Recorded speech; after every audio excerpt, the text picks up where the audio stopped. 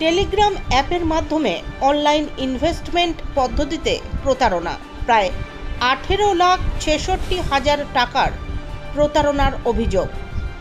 Bidhannagar cyber crime পুলিশের হাতে গ্রেফতার এই প্রতারণা চক্রের অন্যতম দুই পাণ্ডা। খোঁজ মিলেছে এই চক্রের মূল পাণ্ডারও।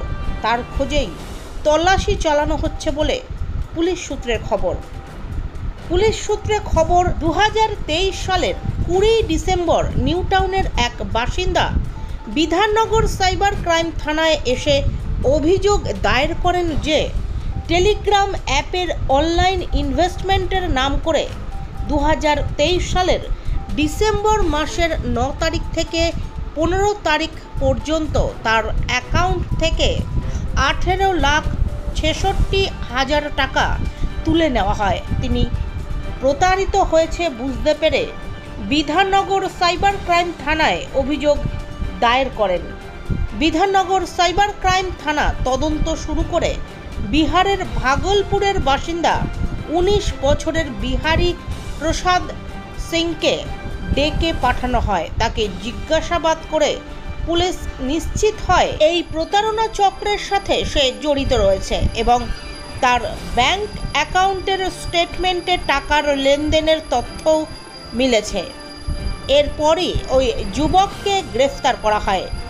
বিহারী প্রসাদ সিংকে জিজ্ঞাসাবাদ করে পুলিশ জানতে পারে এই চক্রের সাথে আরও একজন জড়িত রয়েছে।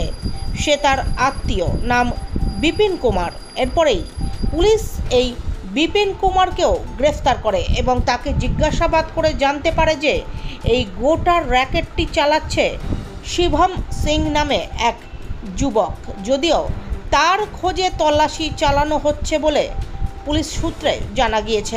আজ অভিযুক্ত দুজনকে বিধাননগর মহকুমা আদালতে তোলা হবে এবং নিজেদের হেফাজতে নেওয়ার আবেদন জানাবে পুলিশ, এমনটাই খবর পুলিশ সূত্রে।